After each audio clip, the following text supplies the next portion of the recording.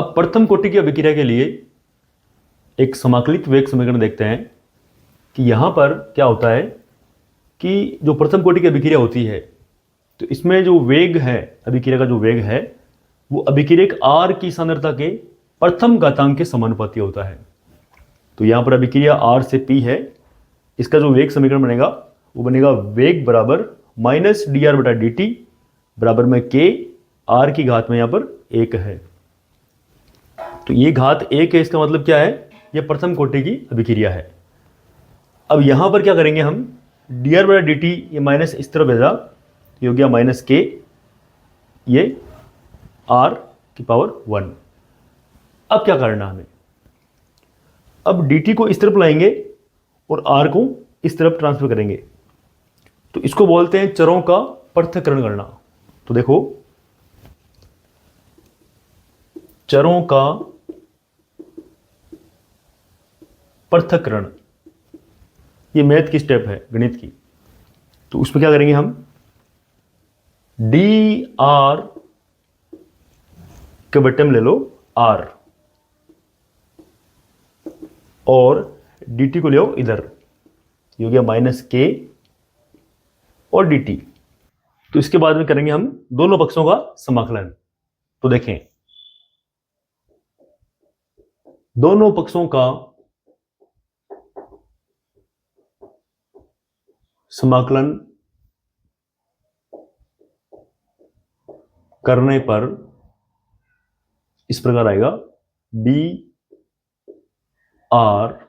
बट्टे में r बराबर माइनस के बाहर ले लो और समाकलन dt। तो ध्यान देना, एक फॉर्मूला होता है गणित में, 1/x dx का जो समाकलन होता है वो होता है log x प्लस c, यानी समाकलन इसका log x ही है। तो यहां पर क्या आ रहा है, बट्टे में r आ रहा है, तो इसका हो जाएगा log r, आधार यहां पर e रहेगी। समाकलन में जो log आता है उसके आधार e रहती है हमेशा। तो यहां पर एक प्रकार की मैथमेटिक्स है ये, इसका हो जाएगा माइनस के और t प्लस आई आ गया यहां पर नियतांक, समाकलन नियतांक। आधार e है तो इसको हम लिख देंगे ln, तो ln r नेचुरल लॉग है बराबर माइनस के t प्लस आई, ये समीकरण 1 है। अब यहां से हमें i का मान निकालना है। तो देखो, t बराबर 0 पर जो प्रारंभिक सांद्रता है वो है r0। तो यहां पुट करेंगे तो ln r बराबर माइनस के, यहां t का 0 करेंगे तो पूरा 0 हो जाएगा ये, तो इस पूरे को कर दो 0 प्लस में i, सांद्रता जो है वो होगी r0 कर दो यहां पर, ln r0, t बराबर 0 समय पर सांद्रता कितनी हो गई, r0 है, यानी प्रारंभिक सांद्रता है ये। तो ये i का मान मिल गया हमें। तो इसको रख दो समीकरण 1 में। तो देखें, समीकरण 1 से i का मान, ये जो ln r0 आ रहा है यहां पुट कर देंगे तो मिलेगा हमें ln r बराबर माइनस के टी प्लस ln r0। अब क्या करेंगे, इसको इधर ले आओ, इसको इधर ले आओ, तो माइनस के टी इस तरफ गया तो हो गया प्लस के टी, और ये इधर आएगा तो आएगा माइनस में, तो हो गया ln r0 minus ln r। के टी बराबर ये log m minus log n का जो फॉर्मूला होता है उसमें आ जाएगा, ये r0 ऊपर आ जाएगा और r नीचे आ जाएगा। ये फॉर्मूला में मिला है, क्योंकि ध्यान देना सूत्र होता है मैथ का ये भी कि ln m बटा n है तो ln m minus ln n होता है। तो ये फॉर्मूला यहां पर लगाया हमने। तो हमारे पास फाइनली जो फॉर्मूला आया है, t को इधर भेजोगे तो देखो k बराबर 1/t ln r0 बटा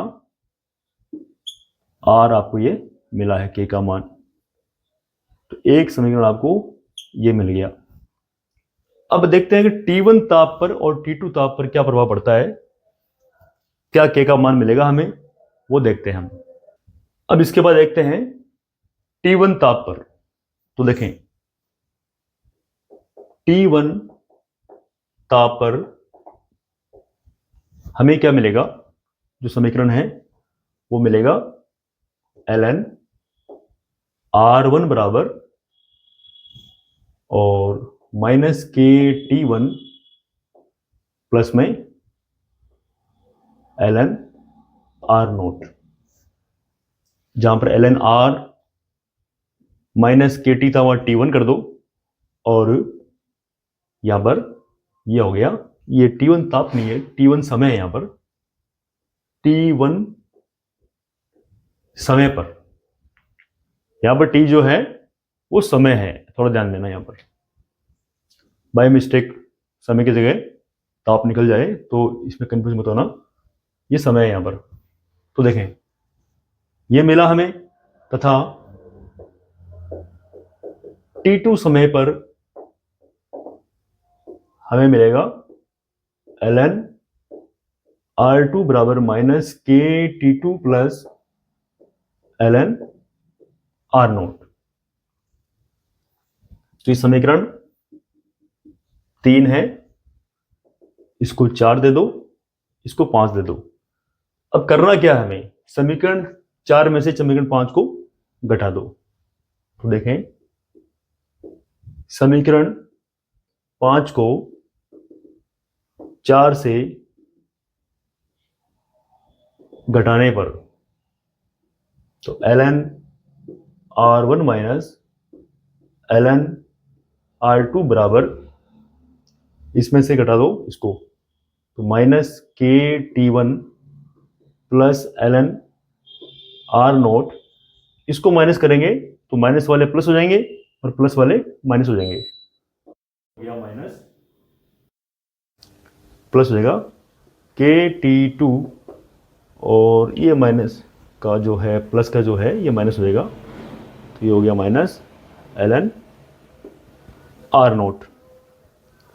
अब इनमें देख लो जो कट रहा है उसको काट दो, तो इससे ये कट रहा है उसको काट दो, और यहाँ पर ये जो ln R1 minus ln R2 आ रहा है, तो इसमें ये वाला फॉर्मूला लागू कर देंगे, बटे में ले लेंगे इसको, तो ये हो जाएगा ln R1 बटा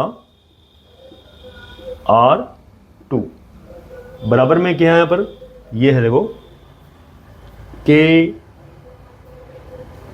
कॉमन ले लो, और T2 पॉजिटिव है इसको आगे ले लो, T2 माइनस T1 नेगेटिव है, तो ये हमारे पास में आया है।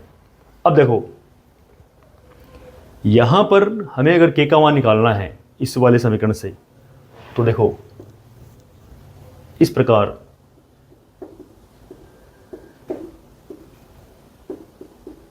के बराबर, ये वेग स्थिरांक है, इस T2 माइनस T1 को इस तरफ भेज दो, तो ये हो जाएगा 1 बटा T2 minus T1 ln R1 बटा R2, ये समीकरण 6 है। यही T1 और T2 ताप पर हमें जो वेग स्थिरांक मिला है के का मान, वो ये मिला है। ये तो साधारण बिना कोई T1 T2 रखे मिला हमें, और ये T1 और T2 पर ये समीकरण मिला है। इनको अच्छे से नोट करें और इनकी प्रैक्टिस करें, ये बोर्ड एग्जाम में पूछे जाते हैं, ये जो डेरिवेशन टाइप के आ रहे हैं ये बोर्ड परीक्षा में पूछी जाएगी, तो इसको थोड़ा विशेष तौर पे ध्यान से प्रैक्टिस करें। तो इसमें हमारे पास एक समीकरण आया था ln R बराबर माइनस के टी प्लस ln R0। ये भी एक रेखा का समीकरण है जो मैथ में होता है y बराबर mx प्लस सी। m यहाँ पर ढाल होती है, तो ढाल यहाँ पर k है, और ये k नेगेटिव है तो ढाल भी क्या हो गई, नेगेटिव हो गई। और ln R कांस्टेंट होता है, नियतांक होता है, जो मूल बिंदु से दूरी को दर्शाता है, तो यहाँ पर ये ln R0 है। अब जैसे जैसे t का मान बढ़ेगा वैसे वैसे ये ln R0 का मान घटेगा। इसका ln r का मान घटेगा। ये ग्राफ है इस वाले समीकरण से मिला है। और समीकरण ln r नॉट बटा r से देखा हमने 30 था ये, इसको अगर हम उल्टा करेंगे, इसको ऊपर इसको नीचे लाएंगे तो यह चिन्ह हो जाएगा चेंज। तो ये लघुगणक का फॉर्मूला होता है, और फॉर्मूला इस प्रकार होता है, देखो यहां पर अगर ln मान लो यहां पर r है तो बराबर t है, तो ln 1/r करते ही -t हो जाएगा। यानी इसको अगर आप व्युत्क्रम करोगे तो चेंज हो जाएगा। तो ये तो सूत्र होते हैं मैथ के, हैं ये जो यहां पर लगा है। अब ln को लिखा यहां पर मैंने log e के रूप में, तो log e के रूप में लिखा इसको। अब इसका अगर log हटाएंगे, ध्यान देना ये log है, इसका log अगर हटाएंगे हम तो हमारे पास में आएगा ये r बटा r नोट बराबर सामने वाला जो ये आ रहा है ये मान इस e के ऊपर आ जाएगा, घात के ऊपर, घात के रूप में e है तो ये हो गया e की पावर माइनस kt। ये भी गणित का फंडामेंटल है, 12वीं की मैथ है उसके फंडामेंटल चल रही है केमिस्ट्री। तो इस यहां का log हटा तो इस आधार जो e है ये आधार बन जाएगी इसकी, इसके ऊपर आ जाएगा, ये घात है, यहां पर ये मान होता है, ये आधार होती है, ये घात होती है, तो यहां पर ये घात इसके ऊपर आ जाएगी। और r नोट को इधर लाओगे तो हमें मिलेगा r बराबर r नोट e की पावर माइनस kt। ये समीकरण में मिलेगा, ये भी हमें याद रखना है। तो ये बेसिक फंडामेंटल है, ये फॉर्मूला है, प्रथम कोटि अभिक्रिया को दर्शा रहा है ये, तो ये हमें याद रखने सारे। हमारे पास जो प्रथम कोटि का समीकरण आया था ये ln r नोट बटा r बराबर kt, इसको हम इस प्रकार लिख सकते हैं कि जो ln है इसकी आधार हम चेंज कर देंगे, यानी यहां पर आधार e है, आधार 10 करेंगे तो यहां आगे करना पड़ेगा हमें 2.303 गुणा लगाना पड़ेगा। इसको अगर इसके बट्टे में लाएंगे ये हो जाएगा kt बटा 2.303। अब क्या करेंगे हम, इसके बीच में और समय के बीच में जब ग्राफ बनाएंगे तो दिख रहा है सीधा सा कि इसके ये जो t है ये बराबर में आ रहा है, यानी समानुपाती स्थिरांक, ये समानुपाती है, ये यानी समय के ये समानुपाती है। तो जैसे जैसे समय बढ़ेगा वैसे वैसे log r नोट बटा r का मान भी बढ़ेगा, और k बटा 2.303 जो है ये इसका ढाल है, और ढाल भी इसका धनात्मक है। तो ये इसका ग्राफ बना है इस वाले समीकरण से। अब इसके कुछ एग्जाम्पल देख लेते हैं जो प्रथम कोटि अभिक्रिया को दर्शाते हैं। तो देखो एथीन का हाइड्रोजन प्रथम कोटि अभिक्रिया का उदाहरण है। यहाँ पर ये एथीन है और ये हाइड्रोजन है, हाइड्रोजन इसके अंदर ऐड हो रहे हैं तो इसका क्या हो गया हाइड्रोजन। तो ये मिल गया हमें C2H6, इसका वेग मिलेगा हमें C2H4 की पावर यहाँ पर 1 है, यानी इसकी सांद्रता पर ये निर्भर करता है। इसी तरह अस्थायी नाभिकों के सभी प्राकृतिक और कृत्रिम जो नाभिकीय क्षय है, नाभिकीय क्षय यानी उसके अंदर से अल्फा बीटा पार्टिकल निकलते हैं उसको बोलते हैं नाभिकीय क्षय। ये अपने आप ही होता रहता है, वो रेडियो एक्टिव तत्व जो होते हैं उनमें होता है ऐसा। तो ये जो क्षय है ये प्रथम कोटि की जो रासायनिक अभिक्रिया है उसके द्वारा होते हैं। तो यहाँ पर देखो एक दिया हुआ है रेडियम, तो उसमें से अल्फा कण यहाँ से बाहर निकल गया तो ये बन गया यहाँ पर रेडॉन। तो ये जो He है, ये He जो है यहाँ पर ये अल्फा कण है। तो अल्फा कण का क्षय हुआ किसमें से हुआ, रेडियन में से हुआ, और हमें यहाँ पर मिला रेडॉन। तो ये भी एक प्रथम कोटि की अभिक्रिया है। तो ऐसे और भी इसके एग्जाम्पल हैं जो प्रथम कोटि अभिक्रिया को दर्शाते हैं। अगर हमारे पास में कोई अभिक्रिया गैसीय अवस्था में दी हुई है तो उसके लिए क्या है, हम सांद्रता के स्थान पर दाब के रूप में भी हम एक जो वेग स्थिरांक है उसका फॉर्मूला निकाल सकते हैं। तो यहाँ पर देखो गैसीय अवस्था की एक प्रातिनिधिक प्रथम कोटि की अभिक्रिया है जिसमें ए अभिक्रियक है और बी और सी दो उत्पाद है। ये सारे गैसीय अवस्था में हैं। मान लो ए का जो प्रारंभिक दाब है वो है Pi और T समय के बाद में जो कुल दाब है वो है Pt। तब कुल दाब जो है इसका हो जाएगा Pt बराबर, इसका हो जाएगा Pa, इसका हो जाएगा Pb, इसका हो जाएगा Pc। सभी का योग हो गया हमारे पास में Pt।